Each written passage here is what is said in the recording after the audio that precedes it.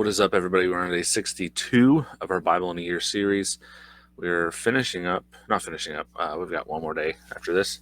Coming up on the end of Deuteronomy, we're at 28, 29, and 30 today. So, I forgot to pull it up.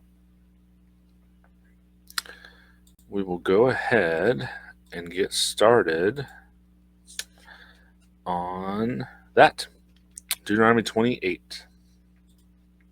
Now, if you faithfully obey the Lord your God and are careful to follow all his commands I am giving you today, the Lord your God will put you far above all the nations of the earth. All these blessings will come and overtake you because you obey the Lord your God. You will be blessed in the city and blessed in the country. Your offspring will be blessed, and your lands produce, and the offspring and your land's produce, and the offspring of your livestock, including the young of your herds and the newborn of your flocks. Your basket and kneading bowl will be blessed. You will be blessed when you come in and blessed when you go out. The Lord will cause the enemies who rise up against you to be defeated before you. They will march out against you from one direction, but flee you in 7 directions. The Lord will grant you a blessing on your barns and on everything you do. He will bless you in the land the Lord God is giving you. The Lord will establish you as his holy people, as he swore to you. If you obey the commands of the Lord your God and walk in his ways, then all the peoples of the earth will see that you bear the Lord's name, and they will stand in awe of you. So, again, Moses is kind of hitting at this point that they are going to be far better off if they follow what the Lord has for them.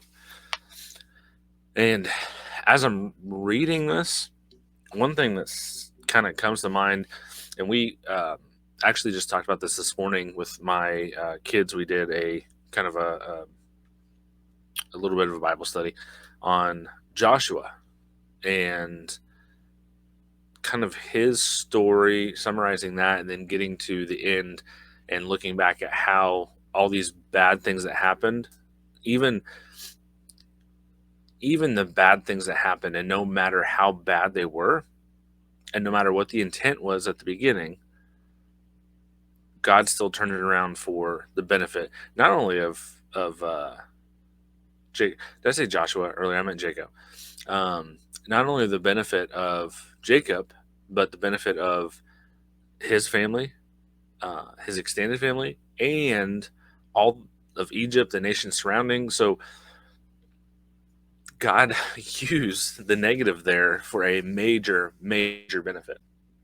And then thinking about this too, the negatives that the negatives that Joseph, I think I've messed up his name like 4 times so far. The negatives that Joseph went through not only benefited, the negatives didn't benefit him, but God turned those around and turned those into things that launched him into a positive, where it wasn't just a positive for him, but his immediate family, his extended family, the nation of Egypt, everyone, all the nations around Egypt.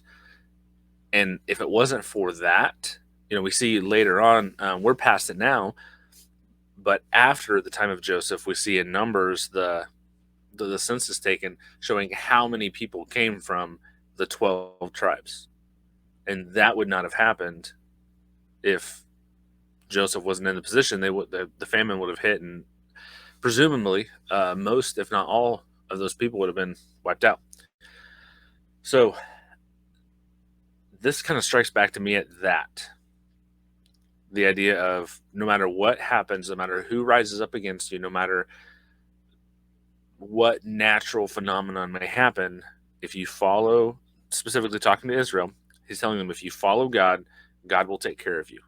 God will make sure that everything comes out for your benefit. Okay, verse 11.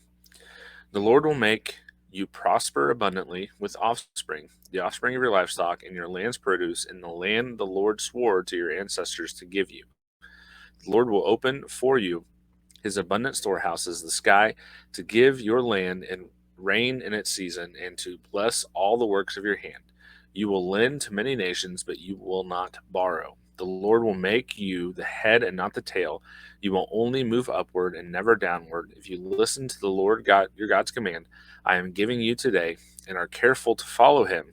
Do not turn aside to the right or to the left from all the things I am commanding you today, and do not follow other gods to worship them. I do want to touch on this, not just this passage, but a lot of passages like this, and what we see here, blessings and things like this, are used entirely out of context by prosperity teachers. God has not told us now, today, that we are going to never have anything negative. I know people that they literally will say that if you're struggling financially, it must mean that you're not doing something right. If you're having some type of a health issue, it must mean you're not doing something right. This is not at all in the Bible. This is not biblical. It's not helpful either. It hurts people. And so if you're in a church that teaches that, you honestly, that would be a reason I would leave a church. That teaching. Okay. I think it is that dangerous. Verse 15. But if you do not obey the Lord your God by carefully following all his commands and statutes I am giving you today, all these curses will come and overtake you. You will be cursed in the city and cursed in the country. Your basket and kneading bowl will be cursed. Your offspring will be cursed, and your land's produce, the young of your herds, and the newborn of your flocks. You will be cursed when you come in and cursed when you go out. You're seeing a little bit of a parallel here. The Lord will send against you curses, confusion, and rebuke in everything you do until you are destroyed and quickly perish because of the wickedness of your actions and abandoning me. The Lord will make pestilence cling to you until he has exterminated you from the land you are entering to possess. The Lord will afflict you with wasting disease, fever, inflammation, burning heat, drought, blight, and mildew. These will pursue you until you perish. The sky above you will be bronze, and the earth beneath you iron. The Lord will turn the rain of your land into falling dust. It will descend on you from the sky until you are destroyed. The Lord will cause you to be defeated before your enemies. You will march out against them from one direction, but flee from them in 7 directions. You will be an object of horror to all the kingdoms of the earth. Your corpses will be food for all the birds of the sky and the wild animals of the earth, and with no one to scare them away. The Lord will afflict you with the boils of Egypt, tumors, a festering rash, and scabies from which you cannot be cured. The Lord will afflict you with madness, blindness, and mental confusion, so that at noon you will grope as a blind person gropes in the dark. You will not be successful in anything you do. You will only be oppressed and robbed continually, and no one will help you. So, a lot of this is it is direct, like inverse of the promise, and that's intentional, right? Trying to show that there's kind of an equal opposite here of what will happen. And I think some of this is God stating things that he personally will cause, but I also think there is some that is stating these things are just going to happen and God's not going to prevent it. And I think that's something too, that there is a distinction in some of what we see in the Old Testament. Sometimes God is saying something will happen. It's not necessarily meaning, and I think we're getting ready to get to one of these. It's not necessarily meaning God is causing it. It just means that This is a natural thing that happens, and God's not going to prevent it. Okay? Verse 30. You will become engaged to a woman, but another man will grape her. You will build a house, but not live in it. You will plant a vineyard, but not enjoy its fruit. Your ox will be slaughtered before your eyes. You will not eat any of it. Your donkey will be taken away from you and not returned to you. Your flock will be given to your enemies, and no one will help you. Your sons and daughters will be given to another people, while your eyes grow weary, looking for them every day.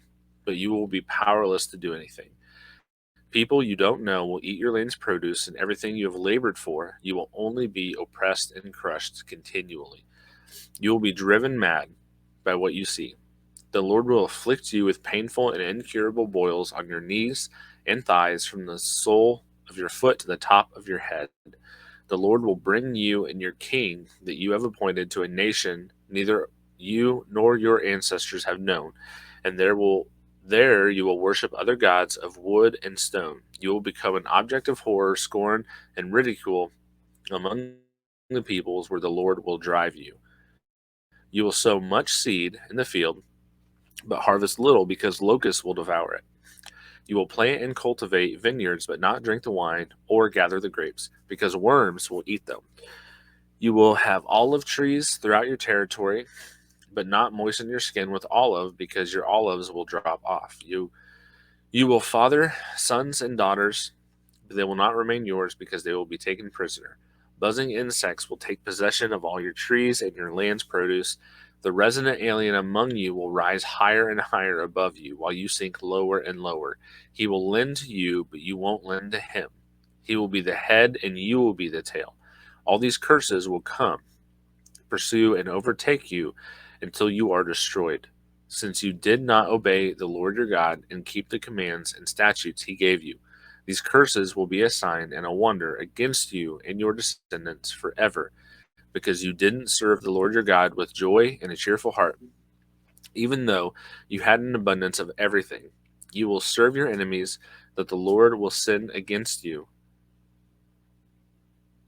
Um, in famine, thirst, nakedness, and a lack of everything. He will place an iron yoke on your neck until it has destroyed you. The Lord will bring a nation from far away, from the ends of the earth, to swoop down on you like an eagle, a nation whose language you won't understand, a ruthless nation showing no respect for the old and not sparing the young. They will eat the offspring of your livestock and your land's produce until you are destroyed. They will give you no grain, no, new wine, fresh oil, young for your herds, or newborn of the flocks, until they cause you to perish. They will besiege you within all your city gates until your high and fortified walls that you trust in come down. Throughout your land, they will besiege you within all your city gates throughout the land the Lord your God has given you. You will You will eat your offspring, the flesh of your sons and daughters the Lord your God has given you. During the siege and hardship your enemy imposes on you, the most sensitive and refined man among you will look grudgingly at his brother. The wife he embraces and the rest of his children refuse to share with any of them his children's flesh that he will eat, because he has nothing left. During the siege of hardship your enemy imposes on you in all your towns. The most sensitive and refined women among you, who would not venture to set the sole of their foot on the ground because of her refinement and sensitivity, will begrudge the husband she embraces, her son and daughter, the afterbirth that comes out from between her legs, and the child she bears, because she will secretly eat them for lack of anything else during the siege and hardship your enemy imposes on you within your city gates. So again, this sounds very rough, but in if you've not seen anything about this, I would encourage you to look at um, oh the siege of Jerusalem. Yeah, in like 70 AD, I think is what it is. Um, it's a really interesting piece of history, and I think the fact that it's not included in Scripture, I think, is evidence of early authorship of the New Testaments. But it's interesting knowing how that happened and reading this, because essentially Rome, I'm going to really, really shorten this up. Israel got tired of paying taxes. Rome said, too bad. Israel said, okay, well, screw you. And Rome came and set outside of Jerusalem. It was under siege for, I think it was like 4 years. And Rome finally broke through. And it was so bad. The soldiers, you can imagine being a soldier sitting out in the Judea sun in the summer for 4 years waiting to get into the city because they didn't want to pay you taxes anymore. And you felt like they should have to pay taxes. It was, I think, Josephus wrote that it was, excuse me, so brutal. They started crucifying people. Sorry, my Siri just started listening.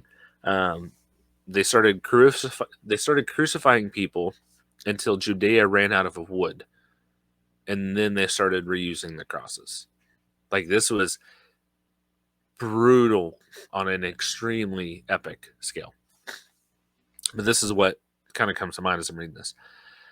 If you're verse 58, if you're not careful to obey all the words of this law, which are written in this scroll, by fearing this glorious and awe-inspiring name, the Lord your God, he will bring wondrous plagues on you and your descendants, severe and lasting plagues and terrible and chronic sickness. He will affect you again with all the diseases of Egypt, which you dreaded, and they will cling to you. The Lord will also afflict you with every sickness and plague not recorded in the book of this law until you are destroyed.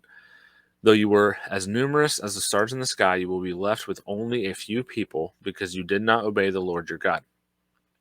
Just as the Lord was glad to cause you to prosper and to multiply, so he will also be glad to cause you to perish and to destroy you. You will be ripped out of the land you are entering to possess. Then the Lord will scatter you among all the people from one end of the earth to the other, and there you will worship other gods of wood and stone, which neither you nor your ancestors have known. You will find no peace among these nations, and there will be no resting place for the sole of your foot. There the Lord will give you a trembling heart, failing eyes, and a despondent spirit. Your life will hang in doubt before you. You will be in dread at night and day, never certain of survival. In the morning you will say, if only it were evening. And in the evening you will say, if only it were morning. Because of the dread you will have in your heart, and because of what you will see, the Lord will take you back in ships to Egypt by route that I said you would never see again. There you will sell yourselves to your enemies as male and female slaves, but no one will buy you. Okay, that's rough. But keep in mind, we're talking about the seriousness of this. They've been given chance after chance after chance after chance after chance after chance after chance. And this is the seriousness of following God's law. Chapter 29. And I'm going to try to hurry through this because we're really bad on time. These are the words of the covenant that the Lord commanded Moses to make with the Israelites in the land of Moab. In addition to the covenant he had made with them at Horeb, Moses summoned all Israel and said to them, you have seen with your own eyes everything the Lord did in Egypt to Pharaoh, to all his officials, and to his entire land. Excuse me. You saw with your own eyes the great trials and those signs and wonders, yet to this day the Lord has not given you a mind to understand, eyes to see, or ears to hear. I led you 40 years in the wilderness. Your clothes and the sandals on your feet did not wear out. You did not eat food or drink wine or beer, so that you might know that I am the Lord your God. When you reach this place, King Sihon of Heshbon and King Og of Bashan came out against us in battle, but we defeated them.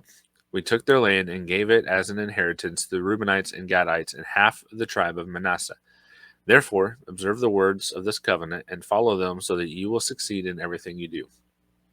All of you are standing today before the Lord your God, your leaders, tribes, elders, officials, all the men of Israel, your dependents, your wives, and the resident aliens in your camps who cut your wood and draw and draw your water, so that you may enter into the covenant of the Lord your God, which he is making with you today, so that you may enter into his oath, and so that he may establish you today as his people, and he may be your God, as he promised you and as he swore to your ancestors, Abraham, Isaac, and Jacob. I am making this covenant with this in this oath, not only with you, but also with those who are standing here with us today in the presence of the Lord our God, with those who are not here today. Indeed, you know how we lived in the land of Egypt and passed through the nations where you traveled. You saw there abhorrent images and idols made of wood, stone, silver, and gold, which were among them. Be sure there is no man, woman, clan, or tribe among you today whose hearts turn away from the Lord our God and go and worship the gods of those nations. Be sure there is no root among you bearing poisons or and bitter fruit. When someone hears the words of this oath, he may consider himself exempt, thinking, I will have peace, even though I will follow my own stubborn heart. This will lead to the destruction of the well-watered land as well as the dry land. The Lord will not be willing to forgive him. Instead, his anger and jealousy will burn against that person, and every curse written in this scroll will descend on him. The Lord will blot out his name under heaven and single him out for harm from all the tribes of Israel, according to all the curses of the covenant written in this book of the law. Future generations of your children who follow you and the foreigner who comes from a distant country will see the plagues of the land and the sickness the Lord has inflicted on it.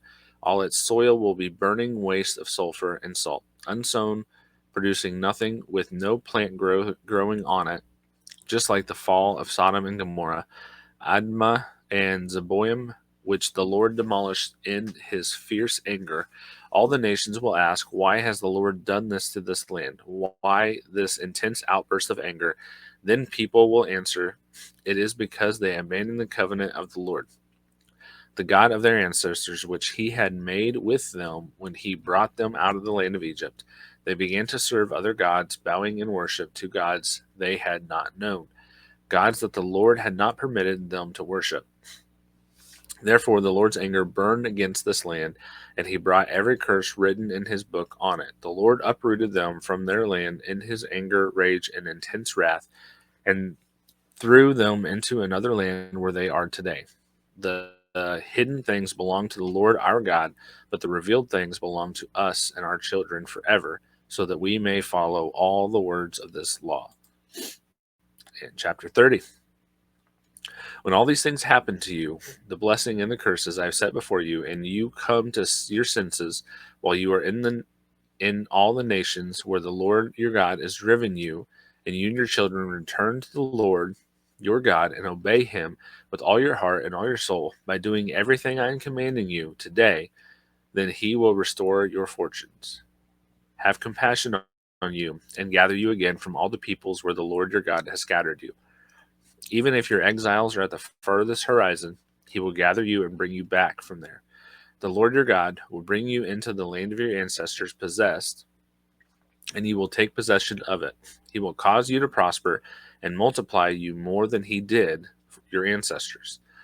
The Lord your God will circumcise your heart and the hearts of your descendants, and you will love him with all your heart and all your soul, so that you will live. The Lord your God will put all these curses on your enemies who hate and persecute you. Then you will again obey him and follow all his commands I am commanding you today.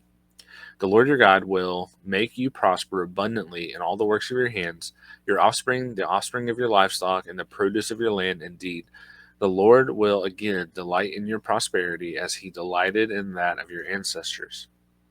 When you obey the Lord your God, keeping his commands and statutes that are written in his book of the law, and return to him with all your heart and all your soul. This command that I give you today is certainly not too difficult or beyond your reach. It is not in heaven, so that you have to ask, who will go up to heaven, get it for us, and proclaim it to us, so that we may follow it. And it is not across the sea, so that you have to ask, who will cross the sea, get it for us, and proclaim it to us, so that we may follow it. But the message is very near you, in your mouth and in your heart, so that you may follow it. See, today I have set before you life and prosperity, death and adversity. For I am commanding you today to love the Lord your God and to walk in his ways and keep his commands, statutes, and ordinances, so that you may live and multiply, and the Lord your God may bless you in the land you are entering to possess. But if your heart turns away and you do not listen, and you are led astray to bow and worship to other gods and serve them, I tell you today that you will certainly perish and will not prolong your days in the land you are entering to possess across the Jordan. I call heaven and earth as witness against you today that I have set before you life and death, blessing and curse.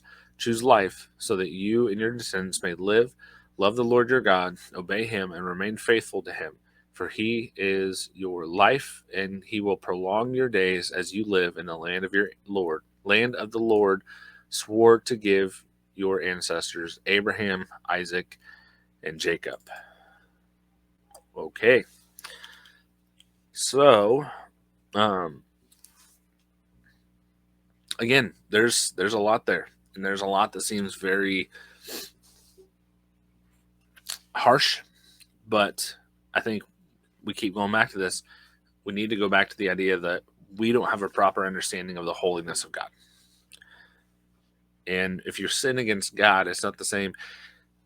It's still wrong to sin against somebody else, but it's sinning against God is exponentially worse. You're sinning against someone else. You're sinning against another sinful being. It's still not good. It's still wrong.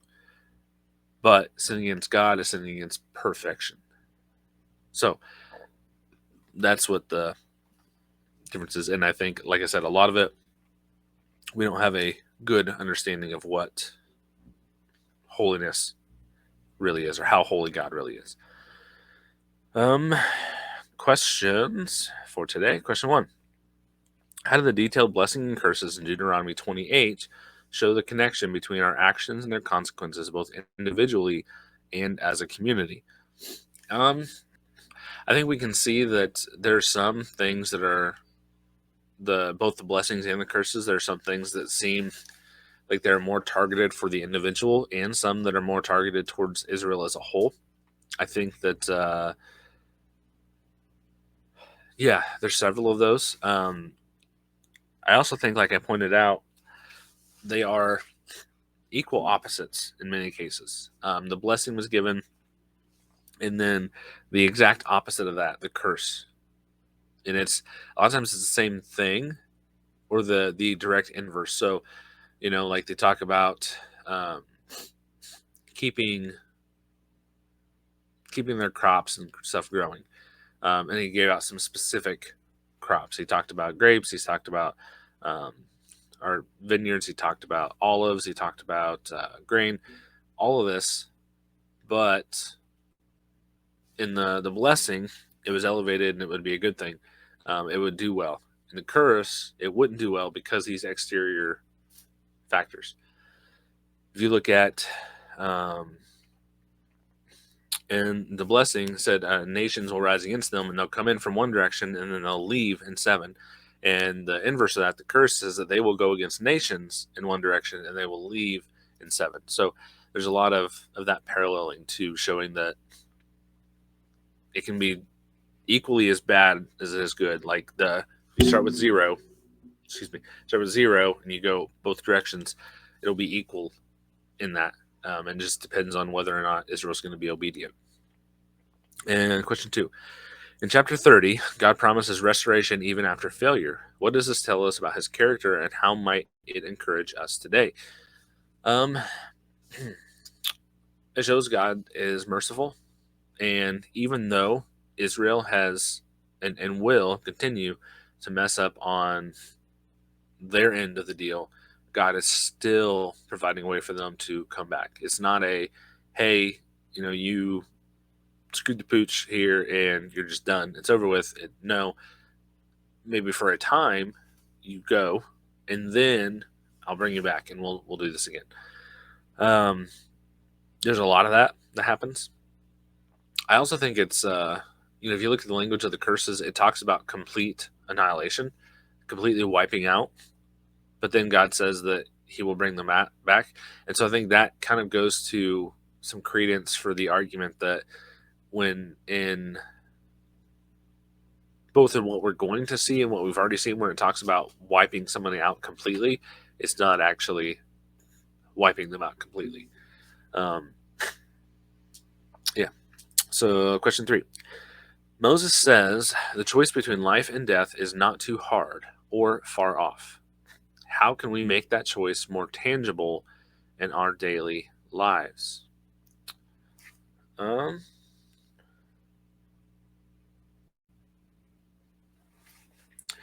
So